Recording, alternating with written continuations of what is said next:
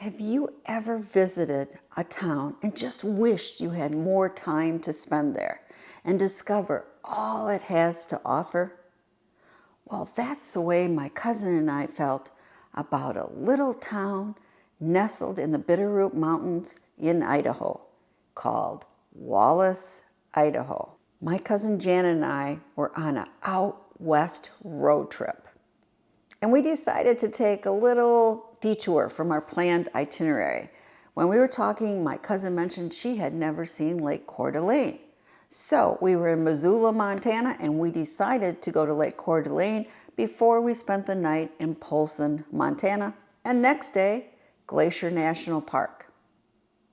But we wanted to break up the drive a bit, so we decided to stop for a mine tour at Wallace, Idaho. But we were taking Interstate 90 and we just had to stop at a definite tourist trap. The 50,000 Silver Dollar Bar in Hogan, Montana. And it's right near the Idaho border. And it's more than just a bar. It's really an entire complex. It has a gift shop, a restaurant, an RV park, a small convenience store, and even gas station. Oh yes, and thousands of silver dollars lining the walls and the ceiling. And the bar seems to have a rich history, although it was originally started in a different city. Patrons would punch a hole in the bar and put in a silver dollar and write in where they were from. And eventually, they had a lot of silver dollars. So the walls are adorned with some more antique silver dollars, such as Morgan and Peace silver dollars, but most of them were Eisenhower silver dollars because in the 70s, the miners were often paid in silver. There was none of that automatically putting it in your checking account in the 70s. Now today, the silver dollar collection far surpasses the $50,000 mark. In fact, when we were there, it was close to 85,500 silver dollars. It was fun. We didn't purchase any silver dollars to be part of the display, but we enjoyed it, and it was a nice stop before we went over the Idaho border. So only a half hour more road trip, and we were in the historic town of Wallace, Idaho. And it's a quirky town with a lot of history. And it's one of the world's largest silver mining areas. 1.3 billion ounces of silver have been mined from the Wallace, Idaho and surrounding area. And this historic mining town, in its prime, once had 4,000 residents. But mining declined, and now they're down to just around 800 residents. But the town is really remarkably like it was. And that's the result of some residents. Because what happened in 1967, the government wanted to put a freeway right through the town. And, those living there weren't very happy. And so, while they were battling it in court, they actually, behind the scenes, were registering each building in the town as a historic landmark in the National Register. So by the time the 17 years battling it in court, really nothing could be done because the entire town was registered in the National Historic Registry of Places. And there are only 3 other towns in all of the United States that can say that. And I'm sure glad they did because it is a wonderful town to visit. We arrived on Sunday morning and we were going to be on the first tour of the day, 10 a.m. to the Sierra Silver Mine. But we had a little time before, so we walked a little bit around the area and we saw that a famous old-time actress was born in Wallace, Idaho, Lana Turner. Lana Turner was a popular blonde actress in the 1940s and beyond, and I just loved her in The Postman Always Rings Twice. So we had arrived in town on a Sunday, and we purchased the 10 a.m. Sierra Silver Mining Tour, and a trolley met us out front, and we got in, and our driver drove us around the town a bit and explained some of the history of what is known as the silver capital of the world. Yes, Wallace, Idaho. Over 1 million ounces of silver by itself. Colonel Wallace, who wasn't really a colonel, founded Wallace in 1884 with Sioux script, which was a voucher given to the Sioux tribe by the government to buy land. You know, in the boom days, everybody came to strike it rich, right? There were miners, loggers, brothels, and saloons. In fact, there is still a brothel that you can go through today that was still in business in 1989. I didn't even know it was legal then. Probably wasn't. Probably was a hush-hush.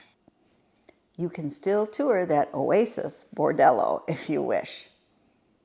Now, one of my son's favorite movies when he was younger, you know, he liked those disaster movies, was Dante's Peak, right? With the volcano that comes, erupts, and does a lot of damage. Well, a lot of that was filmed right in Wallace, Idaho, because it's the perfect backdrop. The town sits right up to the mountain, and all the buildings are really, really well preserved. It's a perfect filming location. So we arrived at the mine, and we had to don our very stylish miner's hats, and the mine tour lasted over an hour. And I learned so much from our guide, who was actually a retired miner. This is where we're going, folks. We're going to walk up these 25 steps. I've got a display there, and a display right there. This is actually the mine, from the exit to the hoist. I mean, there was a lot I did not know about silver mining. That's what they saw outside, and they followed it all the way in here. There's some silver right there. There's some right there as well. Oh, yeah. But they followed those quartz veins all the way in, and that's exactly where they went down. It was an easy walk in the mine, and we learned so much about how mining has changed over the years. This machine is called a slusher. This bucket comes back and forth, back and forth. Right there where the bucket sits is going to be a great big opening. When I turn this on, watch how safe it is. Plug your ears, folks.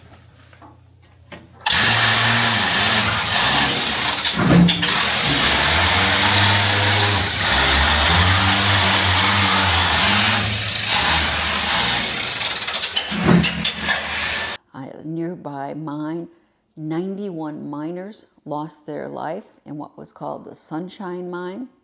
And I have started to read the book. It's called The Deep Dark by Greg Olson, and it's really well written about something just horrendous. Let me read just a little bit about the area. Northern Idaho was the epicenter of America's hard rock mining industry. Within the region were the nation's largest, deepest, and most prosperous silver and lead mines. Bunker Hill had more than 180 miles of tunnels, honeycombing the craggy mountains faced with yellow tamarack. The deepest was Star Morning at 8,100 feet, halfway to China, the locals insisted, and the richest, Kellogg's Sunshine Mine, had given up more than 300 million ounces of silver, 1/5 of America's output. And the book goes on to say, on May 2nd, 1972, 174 miners entered Sunshine Mine on their daily quest for silver. And 91 of them never came out. So far, it's a great book. I think it gives you a lot of insight into what the mining industry was like that. And our mining guide said that because of that incident, a lot of safety precautions were put in place. So it did help future miners.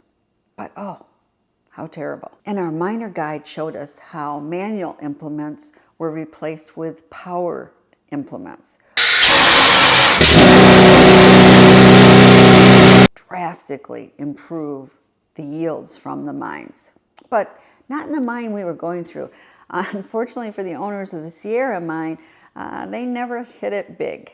And instead, it was used for vocational training for area high school students, so they too could learn how to be miners. I highly, highly recommend that tour. We also learned about the Great Fire of 1910, called the Big Burn here in this book.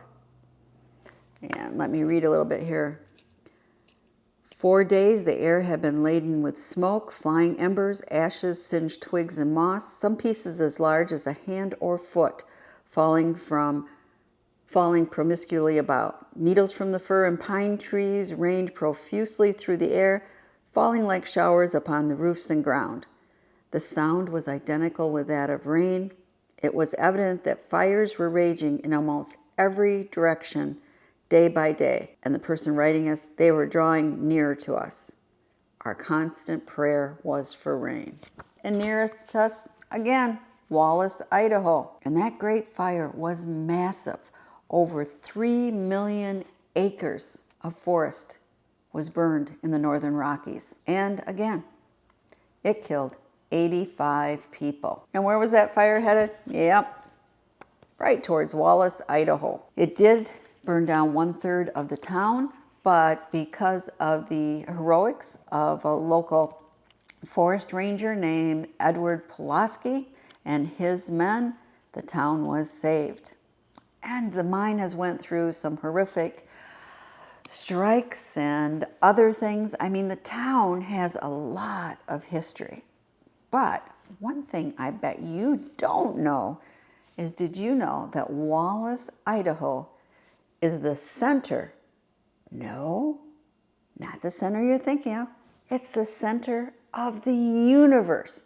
That's right, the whole universe. Now, you might not believe that, but you know what the locals say? Prove them wrong. Kind of hard to do, huh? Anyway, that's why I like the town. It has a sense of humor. And the town has a lot more to offer. Restaurants, microbreweries, train museums. But unfortunately, we just didn't have the time to enjoy it. And a lot of outdoor activities because of where it's located. They have something, you take this Hiawatha shuttle buses up, and then there is a 15-mile downhill, which is rather, it's not like downhill, it's more like that you can ride on your bicycles. I mean, it's supposed to be beautiful scenery. It just sounds great. I would love to do that someday. They have a great dragon zip line. And of course, in the winter, yeah, there's skiing and snowmobiling. So I encourage you, visit the center of the universe, Wallace, Idaho. I know I'll be back.